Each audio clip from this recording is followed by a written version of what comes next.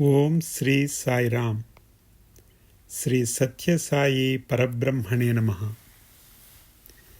ఎందరెందరో సాధువులు, భక్తులు, జ్ఞానులు, యోగులు, మహర్షులు, అనేక మతముల వారు, జాతుల వారు, దేశముల వారు ప్రార్థింపగా మంచిని చెడు భయపెట్టి విజయము సాధించటము ధర్మము కాదని భావించి విశ్వ కళ్యాణము, సాధు సంరక్షణ, దుష్ట సంస్కరణ ధ్యేయంగా మానవాళిపై గల అపారమైన ప్రేమతో, ప్రీతితో, వాత్సల్యంతో, జీవ ప్రజ్ఞతో పాటుగా దైవ ప్రజ్ఞ కలిగి దివి నుండి భువికి వచ్చిన పరిపూర్ణ ప్రేమావతారము శ్రీ సత్యసాయి అవతారము.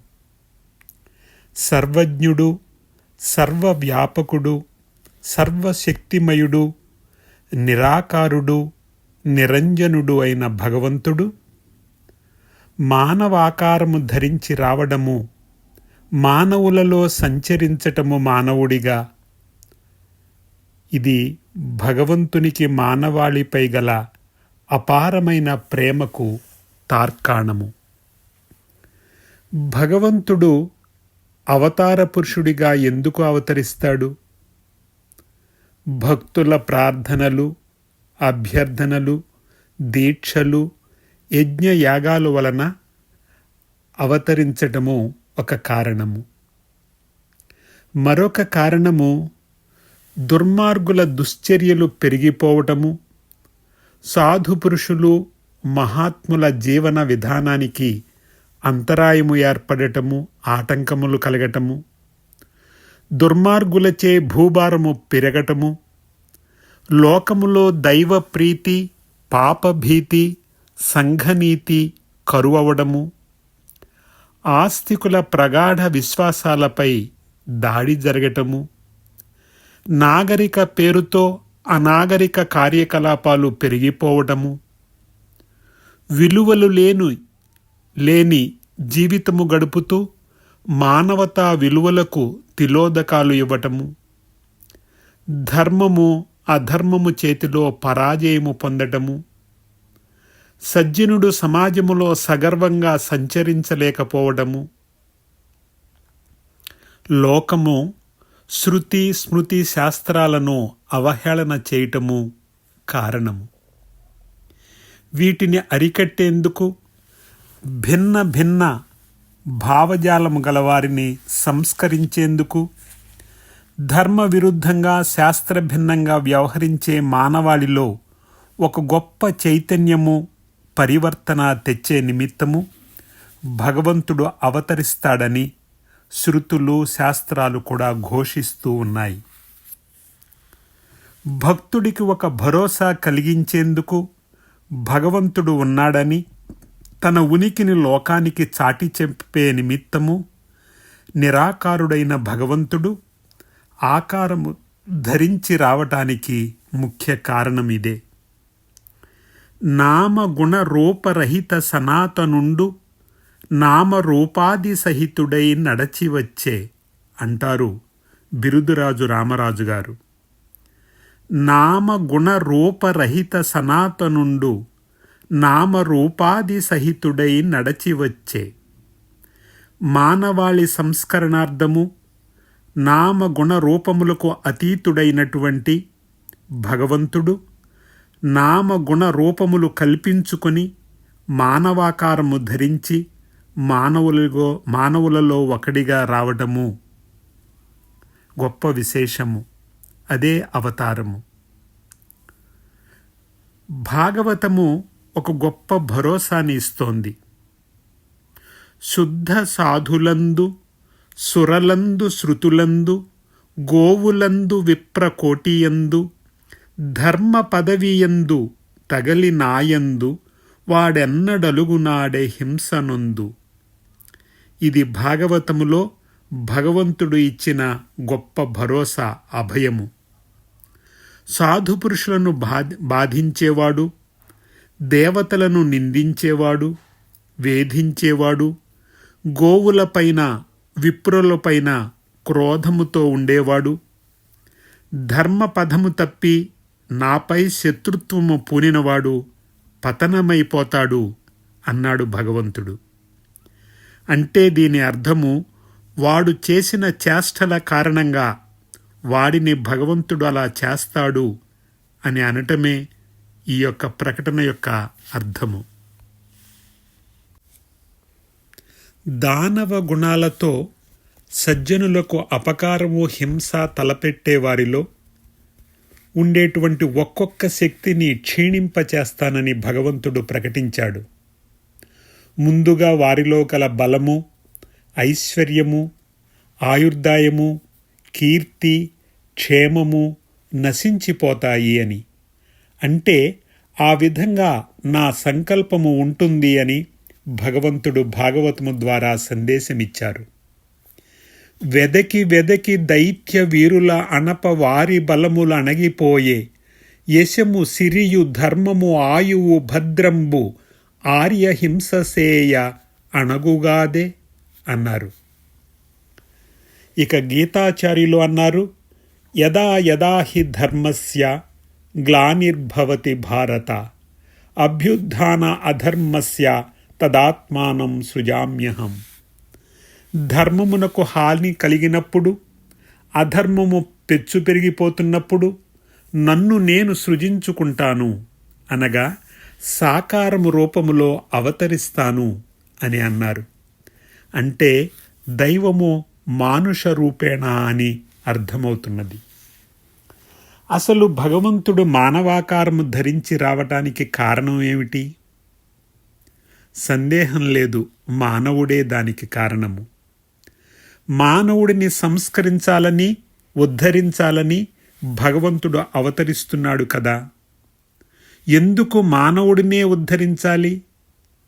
కారణము మానవుడు ధర్మము తప్పి వ్యవహరిస్తున్నాడు కనుక. లోకంలోని అనేక లక్షల జీవరాశులలో మానవుడు అన్నింటినీ ధిక్కరించి అతిక్రమించి వ్యవహరిస్తున్నాడు కనుక మిగతా జీవరాశులన్నీ వాటి ధర్మాన్ని అవి నిర్వర్తిస్తున్నాయి. లోకంలోని అన్ని జీవరాశుల విభూతులను అనుభవిస్తున్నది మానవుడే. అన్నింటికీ, లోకములో అన్నింటికీ విలువలను నిర్ణయిస్తూ తాను విలువలు కోల్పోతున్నాడు. భగవంతుని వైభవాన్ని అనుభవిస్తున్నాడు. తనకు కోరికలు భిన్నంగా జరిగితే భగవంతుడు లేడని నిందిస్తున్నాడు. విస్ఫోటానికి, వినాశనానికి వెనుకాడటం లేదు. మండలాలు, గోళాలు దాటి ప్రయాణము సాగించటానికి సిద్ధమవుతున్నాడు. కానీ తనలోని ఆత్మపీఠములోనికి ప్రవేశించటం లేదు. తాను అందరికీ ప్రబోధిస్తాడు, కానీ తన ఆత్మ ప్రబోధము తాను వినడు. మానవుడు ఇలా ధర్మ విరుద్ధంగా వ్యవహరించినప్పుడే భగవంతుడు జోక్యము చేసుకొని సంస్కరించే నిమిత్తము మానవాకారము ధరించి అవతరిస్తాడు. అప్పుడు ఆ దేవదేవుని ప్రమేయము, ఆవశ్యకత ఎంతగానో ఏర్పడుతుంది. తల్లి తన పిల్లలలో అనారోగ్యము, అసమర్థత, అల్లరి చేష్టలు చేసేవాడి గురించి ఎక్కువ ఆలోచిస్తుంది. వాడిపై ఎక్కువ ప్రేమ చూపిస్తుంది. వాడి కోసము చాలా శ్రమిస్తుంది. వాడితో ఎక్కువ కాలము గడుపుతుంది. ఇది ఎంత సహజమో ఇది అంతే భగవంతుడు మానవాకారము ధరించి రావటానికి కారణము. ఒకే వ్యక్తిలో దైవీ గుణాలు, రాక్షస గుణాలు కలిసి ఉండటము, ఏ క్షణములో ఏ లక్షణము ప్రస్ఫుటమవుతుందో, ఎలా వ్యవహార శైలి ఉంటుందో తెలియకపోవడము, అందుచేత పూర్వ అవతారములలో వలె కాకుండగా దుష్ట సంహరణ మార్గము కాదని దుష్ట సంస్కరణ, సాధు సంరక్షణ, వేద పోషణ ధ్యేయంగా అవతరించిన అవతారము శ్రీ సత్యసాయి అవతారము. మానవతా విలువలను విశ్వవ్యాప్తి గావించాలని అవతరించిన అవతారము ఈ అవతారము. ఈ అవతారములో తన జీవిత కాలమంతా మానవతా విలువల మహోన్నతికి, ఆచరణకు శ్రమించి వాటిని బాల్యము నుండి ఆచరించాలని, తద్వారా దుష్ట సంస్కరణ, సాధు సంరక్షణ సాధ్యమని ఆచరించి చూపిన దివ్యావతారము శ్రీ సత్యసాయి అవతారము. సమాజ సేవయే సర్వేశ్వర సేవయని, సర్వులలో సర్వేశ్వరుడున్నాడని, అర్చన కీర్తనలతో పాటు ప్రేమ సేవలతో సాధు సంరక్షణ, దుష్ట సంస్కరణ సాధ్యమని లోకానికి ఆచరించి చూపి చాటి చెప్పిన ప్రేమావతారము శ్రీ సత్యసాయి అవతారము. మానవాళిలో దాగి ఉన్న రాక్షస స్వభావ లక్షణాలను తన ప్రేమతో, దర్శనముతో, స్పర్శనతో, సంభాషణతో నిర్వీర్యము చేసి, దైవీ గుణాలతో వికసింపచేసి వారిని సమాజ సేవా తత్పరులుగా తీర్చిదిద్దిన పరిపూర్ణ దివ్యావతారము శ్రీ సత్యసాయి అవతారము. కరడుగట్టిన తీవ్రవాద భావజాలముతో సంచరించే ఎందరెందరినో సమాజ శ్రేయోభిలాషులుగా, సమాజ సేవకులుగా తీర్చిదిద్దిన సేవావతారము శ్రీ సత్యసాయి అవతారము.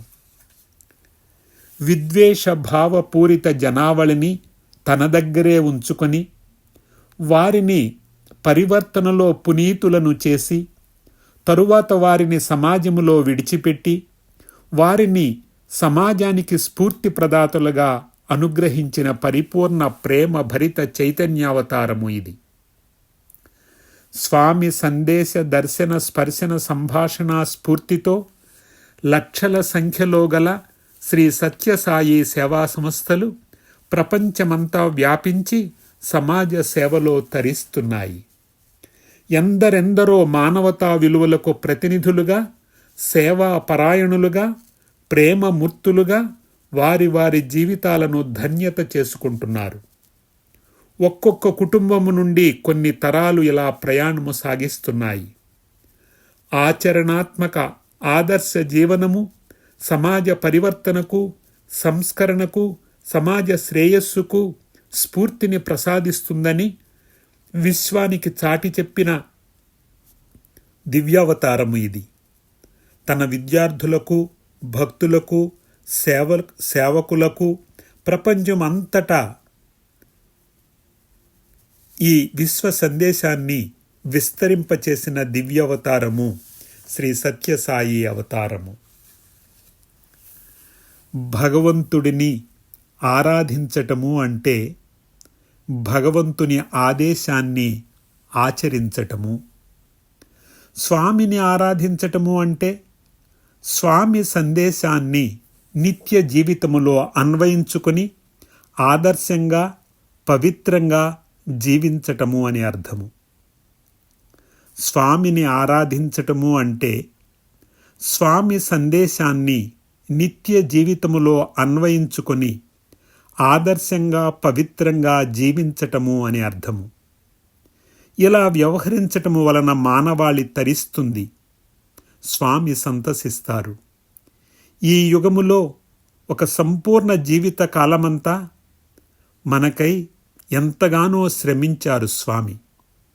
మనము స్వామికి సమర్పించే దండలోని ప్రతి పుష్పము, స్వామి పాదాలపై ఉంచే ప్రతి పుష్పము మన తరఫున మన గురించి స్వామికి చెప్తుంది. మనలో ఎంత గొప్ప పరివర్తన వచ్చిందో, లేదో, మన జీవన విధానం ఎలా చైతన్యవంతమైందో, లేదో, స్వామికి ఏకాంతములో సత్య నివేదిక ఇస్తుంది. ఈ నివేదికలన్నీ స్వామి చాలా ఓపికగా ఆలకిస్తారు. ఈ నివేదన భగవంతుని అనుగ్రహము మనపై వర్షించటానికి, వర్షించకపోవటానికి దోహదము చేస్తుంది, సందేహం లేదు. దుర్మార్గాన్ని వదిలిపెట్టమని అనేకసార్లు చెప్పి స్వామి ఇలా అన్నారు, ఇలా హెచ్చరించారు. నిగమాలు హరించి నిండు దూషణ చేసి సోమకాసురుడేమి సుఖమునొందే, పరసతిని ఆశించి 10 తలలవాడు ఏమి కట్టుకుపోయెను గట్టిగాను. ఇలసూది మొనయంత ఈయ జాలనటన్న దుర్యోధనుడేమి దోచుకునియే. పసిపాపలను కూడా కసిపట్టి చంపిన కంసుడేపాటి తన్ కాచుకునియే. నేటి దుర్మార్గులకు కూడా ఇదియే గతియు. వద్దురా బాబు ఏ ఆశ పెద్దగాను. ఇంతకన్నను వేరెద్ది ఎరుకపరతు సాధు సద్గుణగణ్యులవు సభ్యులార. మనము సన్మార్గంలో ప్రయాణించాలని, మన జీవనము పావనము చేసుకోవాలని స్వామి యొక్క దివ్య సంకల్పము, దివ్య సందేశము. కనుక మనము సన్మార్గంలో ప్రయాణిద్దాము. స్వామికి ప్రతినిధులుగా ప్రేమ సేవలను అలవరుచుకొని మరింతగా ఆదర్శంగా జీవిద్దాము. మన ప్రవర్తనకు స్వామి పరవశించాలి, మనము తరించాలి. ఇదే సమాజానికి గొప్ప స్ఫూర్తి కావాలి. స్వామిని ఇలా ఆరాధిద్దాము. జై సాయిరాం.